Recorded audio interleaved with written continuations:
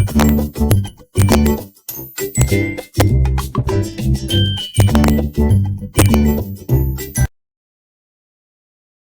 Welcome to my YouTube channel step to maths. आज हम लोग करेंगे class 8 mathematics book new NCERT से चैप्टर 3 अंडरस्टैंडिंग क्वाड्रिलेटरल्स।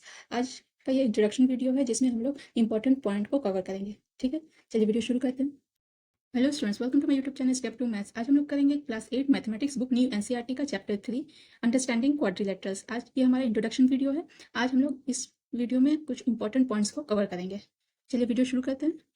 सबसे फर्स्ट पॉइंट जो हमें पढ़ना है वो है कर्व। ठीक है, यहाँ डेफिनेशन पहले पढ़ते हैं फिर उसको समझते हैं कि कर्व क्या होता है। A figure traced out on a plane surface with the help of a sharp pencil without lifting it is called curve. ठीक है, बोला कि एक फिगर आपको बनाना है एक प्लेन सरफेस पे एक पॉइंटेड शार्प पेंसिल या पेन किसी भी चीज़ से, लेकिन कंडीशन यह है कि उस पेन या पेंसिल को आपको उठाना नहीं है। Without lifting is called a curve. जैसे अगर हम लोग ऐसे ऐसे ऐसे ऐसे ये कर्व हुआ, ठीक है, ये भी कर्व हुआ। ठीक है, इसमें कहीं भी हमने पेन को उठाया नहीं, इसको भी बनाने में हमने कहीं पेन को उठाया नहीं। इस तरह के फिगर को या फिर इस तरह का या फिर ऐसे, ये तमाम फिगर हमारा जो होगा वो सब हो जाएगा हमारा कर्व। ठीक है, समझ में? नेक्स्ट है हमारा क्या, हमारा ओपन कर्व। ठीक है, a curve that does not and at the starting point is called open curve. ऐसा कर्व जिसका एंड पॉइंट और स्टार्टिंग पॉइंट दोनों डिफरेंट हो, अलग हो, उस तरह के कर्व को हम लोग कहेंगे ओपन कर्व। एग्जाम्पल देखिए, हम कर्व बनाना यहाँ से शुरू करते हैं, यहाँ एंड हो जाता है। ठीक है, तो ये हमारा स्टार्टिंग पॉइंट है, ये हमारा एंड पॉइंट है। क्या दोनों सेम है? नहीं है।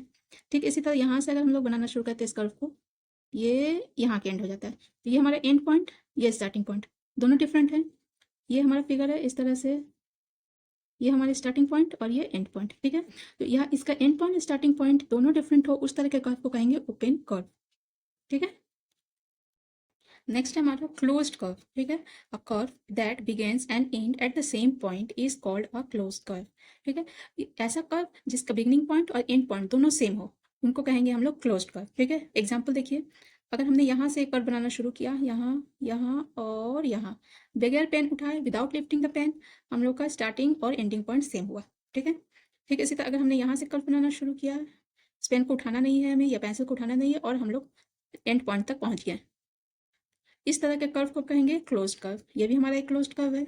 यहाँ से स्टार्ट, यहाँ यहाँ अगेन यहाँ, ये स्टार्टिंग पॉइंट। अगर ये हमारा स्टार्टिंग पॉइंट है तो यहाँ से अगर स्टार्ट करते हैं तो हम वापस से यहाँ पहुँच जाते हैं। ठीक है, इस फिगर में देखिए, अगर हम लोग यहाँ से स्टार्ट करते हैं, अगेन हम लोग यहीं पहुँच गए, हो गया। ठीक उसी तरह अगर हम लोग यहाँ से स्टार्ट करते हैं, यहाँ ऐसे ऐसे ऐसे और यहाँ, अगेन हम लोग एंड पॉइंट पर पहुँच जाते हैं। मतलब कि इसका and point and starting point दोनों सेम हो, उस तरह के कर्व को कहेंगे क्लोज कर्व, और जिसका दोनों डिफरेंट हो वो कहलाएगा ओपन कर्व। क्लियर हुआ आप लोग को?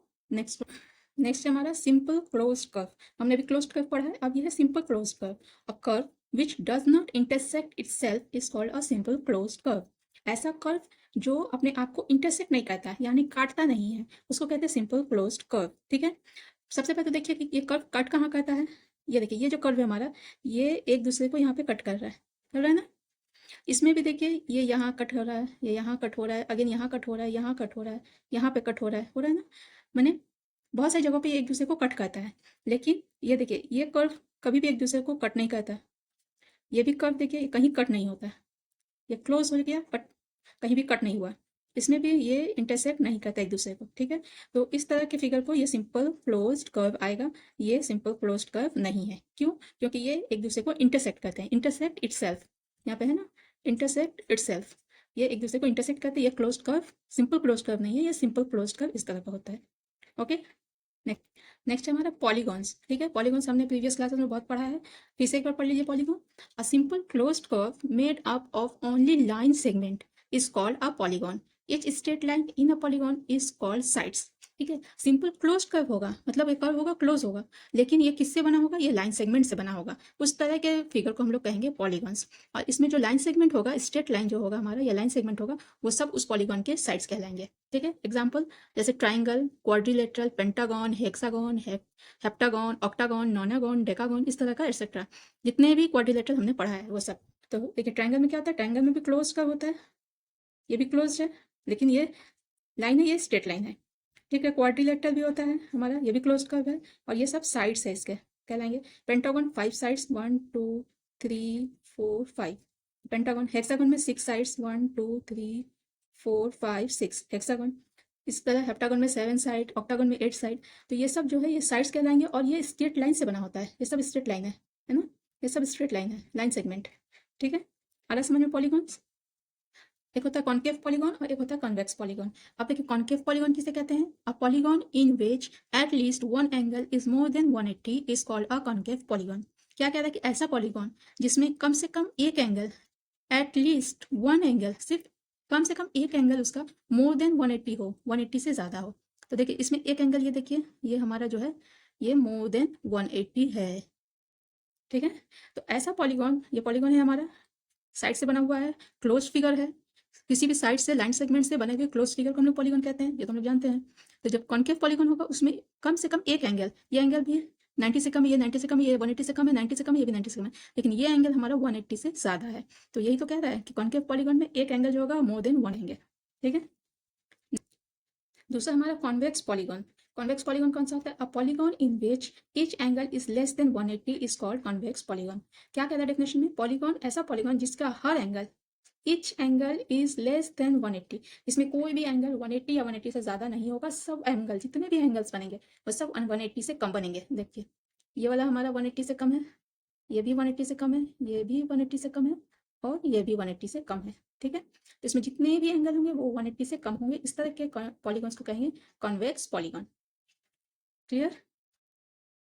नेक्स्ट पॉइंट हमारा रेगुलर पॉलीगॉन। ठीक है, रेगुलर पॉलीगॉन किसको कहेंगे? A polygon having all sides equal and all angles equal is called regular polygon. क्या कह रहा है कि ऐसा पॉलीगॉन जिसके जितने भी साइड्स है वो इक्वल होंगे और जितने भी एंगल है वो सब इक्वल होंगे, वो सब रेगुलर पॉलीगॉन कहलाएंगे। तो ये क्या, ये देखिए एक स्क्वायर है जिसमें देखिए ये साइड, ये साइड, ये साइड और ये साइड, ये चारों साइड इक्वल है। ठीक है, और क्या है? एंगल, ये भी 90 डिग्री, ये भी 90, ये भी 90 और ये भी 90, यानी चारों एंगल इक्वल हैं और चारों साइड्स इक्वल है। इस तरह के पॉलीगॉन, ये क्या है? ये हमारे स्क्वायर है। ठीक है, इस तरह के पॉलीगॉन को रेगुलर पॉलीगॉन कहेंगे। ठीक है, इसी तरह देखिए ट्राइंगल, ये क्या है? ये देखिए ये साइड और ये साइड, तीनों साइड इक्वल है, ये एंगल और ये एंगल इक्वल है। तो इसको क्या कहते हैं हम लोग? इसको कहते हैं हम लोग, जानते हैं हम लोग, इक्विलैटरल ट्राइंगल, इक्विलैटरल ट्राइंगल।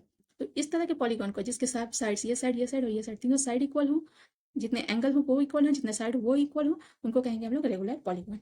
ठीक है, irregular polygon, polygon which are not regular are called irregular polygon. जितने भी पॉलीगॉन हैं उसमें जो सब रेगुलर हैं उनको छोड़ के बाकी जितने पॉलीगॉन बचे हैं वो सब इरेगुलर कहलाएंगे। पॉलीगॉन तो बहुत सारे हैं, हम लोग जानते हैं। तो उसमें जो रेगुलर, अभी मैंने बताया आप लोग को रेगुलर किसे कहते हैं, रेगुलर पॉलीगॉन को छोड़ के बाकी जितने पॉलीगॉन बचे हैं वो सब इरेगुलर में आते हैं। मतलब जिनका साइड्स अलग हो, देखिए ये साइड इसके बराबर है, ये साइड इसके बराबर है। ठीक है, इसका मतलब ये सब अलग है, इसमें भी ये साइड इसके बराबर है, ये साइड इसके बराबर है, तो ये भी अलग है। तो जितने भी पॉलीगॉन है उसमें रेगुलर को छोड़ के बाकी जितने हैं वो सब इरेगुलर पॉलीगॉन है। आई होप आप लोग को क्लियर हुआ। This is all for today.